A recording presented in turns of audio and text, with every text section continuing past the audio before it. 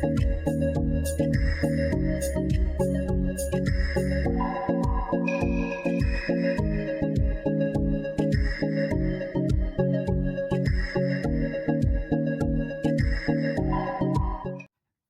kawan, kita sudah lama tidak berjumpa dan tanpa sadar sudah 1 bulan lewat daripada pemilu.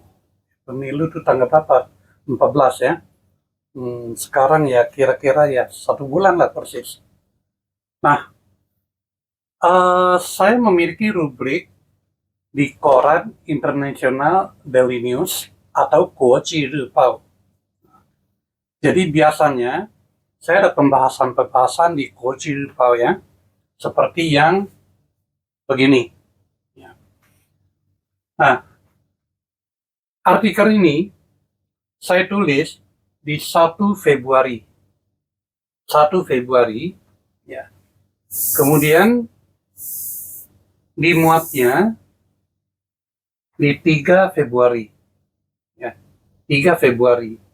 Jadi sebelum pemilihan berlangsung. Jauh sebelumnya ada CNN yang meliput, namun kita membahas tentang kans daripada 3 orang capres. Nah, saya tidak langsung mengatakan siapa yang menang, siapa yang kalah. Memang pada waktu itu masih sangat awal. Ya. Setelah mendekati pemilihan, saya juga menulis kembali tanggal lahir ini karena sebelum pemilihan, jadi orangnya show kelinci, jadi yang saya munculin kelinci, ya kelinci. Jadi sebetulnya tanggal lahirnya adalah seperti ini. Ini kelinci, ya. Coba bandingkan. Xin Mao Wu Chen Gen Yin Wu Zi, ya. Ya. Ya. Xin Mao Wu Chen Gen Yin Wu Zi. Jadi ini adalah orangnya, adalah tanggal lahirnya. Ya. Judulnya adalah apa? Judul adalah Xiong Shen Mo Fa Yong De Yong Di Shen Hua. Artinya, jika di dalam tanggal lahir terdapat sebuah elemen yang tidak bagus, yang disebut Xiong Shen, Xiong itu jelek. Jadi kita katakanlah bintang buruk. Bintang buruk itu tidak bisa dipakai. Tidak ada Fa-Yong, tapi harus De-Yong. Ya. Jadi Fa-Yong, De-Yong itu adalah 2 buah istilah yang berbeda. Ya. Ini Fa-Yong sama De-Yong. 2 buah istilah yang berbeda. Ya. Fa-Yong itu adalah ketika Xiong Shen itu bekerja. Jadi elemen yang jelek itu disuruh bekerja. Itu udah boleh. Tapi De-Yong itu adalah kita yang memegang Xiong Shen itu, kita yang memakainya. Kalau kita yang memakainya itu bisa. Tapi kita yang disuruh kerja, dia yang disuruh kerja untuk kita, itu nggak bisa. Fa-Yong itu adalah dia yang disuruh kerja buat kita. Jadi seperti sebuah senapan, sebuah pisau. Ya. Pisaunya otomatis. Ya. Saya suruh, hei pisau, kamu harus membabat ini itu. Pisaunya itu kurang lihai dia. Dia bisa potong sembarangan. Sama tangan kita sendiri dipotong. Tapi kalau kita yang kendalikan pisau itu, kita yang pegang pisau itu, lalu kita pakai, kita bisa memakainya sekehendak hati kita. Kita mau motong sayur, mau motong pohon, mau motong apapun, bisa dengan pisau tersebut. Jadi pisau itu nggak boleh disuruh kerja sendiri. Dia nggak ngerti. Dia nggak kasih komputer, nggak pasang komputer. Mesti pasang komputer dulu. Ah, ah. Jadi, tapi kalau kita yang pegang, kita yang pakai, itu baru betul. Nah, kita lihat pada tanggal lahir ini, supaya bisa memahami dengan baik, ya. Tanggal lahir ini, yang disebut Xiongsen adalah huruf ini, ya. Ini adalah D master. D masternya adalah logam besar, ya. Logam besar itu adalah sebuah elemen yang sangat kuat, elemen yang sangat keras.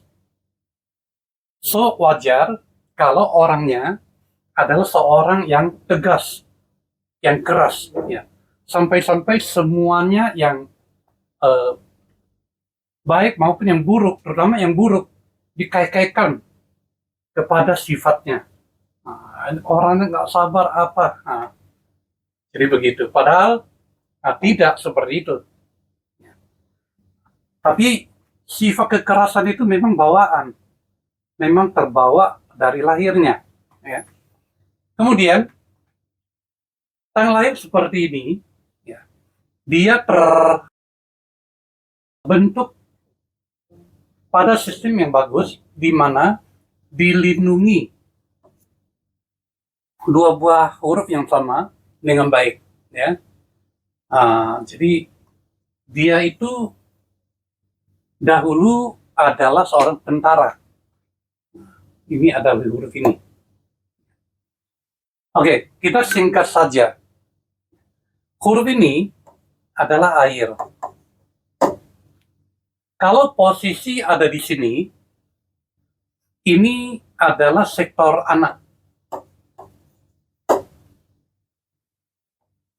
Sektor anak mewakili anak-anak, mewakili anak buah, mewakili anak-anak muda, ya, muda, orang-orang yang muda. Ya. So, Xiongsen-nya atau bintang buruknya adalah anak yang muda, orang muda. Oleh sebab itu, pada waktu pertama kali di acara CNN, saya telah mengatakan bahwa anak muda, orang muda tidak menguntungkannya. Ini karena Xiongsen-nya adalah anak yang muda. Ya. Tetapi ternyata anak muda tidak disuruh kerja, tidak dipakai, ya, tetapi hanya diangkat untuk menjadi simbol saja. Anak muda itu cuma bendera aja, ya. Jadi ketika dia mengambil Gibran sebagai wakilnya, ya, saya sempat bingung, lah, Xiongsen-nya anak muda, kok anak muda yang diambil sebagai wakil? Nah, ini kan tidak menguntungkan. Tapi ternyata siasatnya betul. Kenapa? Karena Gibran tidak disuruh kerja. Gibran itu bendera saja. Adanya Gibran di samping beliau, itu sama dengan bapaknya Gibran yang ada di samping dia. Jadi kemana-mana, Bapak Prabowo ini selalu mengatakan atau memuji-muji Pak Jokowi, ya, bosnya. Itulah yang membuat, ya, Xiongsen-nya itu tidak Fayong, tapi Teyong. Ya, jadi Xiongsen-nya tidak disuruh kerja. Kalau Gibran-nya yang diangkat, Gibran-nya yang dipuji-puji, Gibran-nya yang dibawa, itu sama dengan Gibran yang bekerja, yang disuruh kerja sendiri. Itu Fayong. Itu pasti kurang bagus. Tetapi Gibran itu hanya dipakai sebagai simbol, sebagai bendera. Yang dipakai itu sebetulnya adalah Jokowinya. Itu betul. Itu sudah betul. Ya. Jadi itu luar biasa. Jadi strategi Pak Prabowo ini luar biasa. Betul. Ya. Jadi kalau beliau bisa keluar sebagai pemenang, kalau kita lihat dari sudut ini adalah wajar. Nah, kalau kita lihat dari sini pun, ya, bahwa beliau adalah logam besar. Logam besar. Ketika ada air kecil. Ketika air kecil ada di periode, ya, periode air kecil ini adalah periode antara 93 sampai dengan 2002, ya, antara ini. Ya. Ketika 98 itu adalah huruf ini, huruf yang melindungi beliau ini. Ya. Huruf melindunginya terbawa dampak oleh si air kecil ini. Ya. Maka dia kehilangan, atau beliau kehilangan perlindungan. Ya. Soeharto jatuh. Kemudian pada periode ini ada periode yang tidak baik. Kemudian beliau lalu pergi ke luar negeri. Lalu di 2003 periode ini, ya, kemudian kembali ke Indonesia. 2008 kemudian membentuk partai sendiri, Gerindra. Kemudian ikut pertarungan pemilihan presiden di 2014 sama 2019 di periode ini. Pada waktu ini yang ada adalah C itu adalah pesaing, ya. Jadi yang keluar sebagai pemenang adalah pesaingnya, bukan beliau ini. Sekarang ini ada di periode 2003 sampai 2033. Ini ada periode Kengsen. Kita lihat beliau diwakili oleh Keng, ya. Jadi ini adalah saatnya beliau hadir sendiri untuk menang sebagai pesaing. Jadi jelas sekali, ya, jelas sekali. Jadi sebelum pemilihan berlangsung, saya sengaja menyamarkan karena takut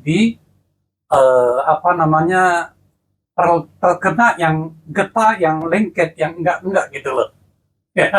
Daripada dapat risiko yang enggak, ya mendingan kita hati-hati. Jadi di dalam pembahasan di koran saya samarkan. Jadi saya hanya keluarkan kelincinya saja. Artinya ya orang yang suka kelinci dengan tanggal lahir seperti ini.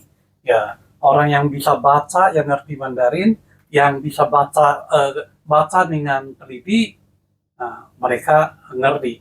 Ya, mereka ngerti. Oke. Dan tentang wakilannya pun, saya ada bikin, saya ada analisisnya. Ya. Ini dia. Nah, ini dia. Ya. Dari foto yang walaupun samar, soalnya ini langsung ambil dari korannya yang dikirim, yang saya ambil dari potongan berupa gambar. Jadi buram kalau kita besarkan, ya. Tapi kalau kita beli di koran cetaknya, media cetaknya, jelas. Kalau Anda masuk ke situs Koci Rupau, ya, dengan tanggal ya, terbit itu, ya, kalau orang ini wakilnya ini tanggalnya adalah 19 Februari. Jadi setelah pemilihan, Setelah pemilihan masih orang masih teriak curang. waktu waktu itu apa namanya, masih masih orang masih bingung-bingung gitu loh. Menangnya tuh besar banget, ya. Nah, ini 19. Jadi 14 19 selisih 5 hari. Saya tulisnya juga jauh sebelum itu, ya. Nah, jauh sebelum itu. Kita lihat, ya. Nah, ini bisa bisa kelihatan kapan saya tulis. Karena diterbitkan setelah sesuatu terjadi, maka saya keluarkan. Ya, ini gambarnya di koran, ya, gede-gede. Oke, di sini judulnya adalah bahwa pemilu ini, ya, ini tentu saja adalah sebuah siasat yang telah diatur dengan baik, ya. Dan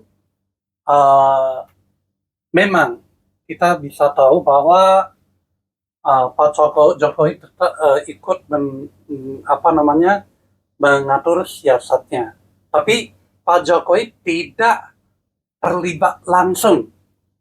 Nah, beliau hanya mengatur apa namanya siasatnya, tetapi tidak melaksanakan siasat tersebut. Tetap di lapangan yang mengatur, di lapangan yang berkembang. Ya.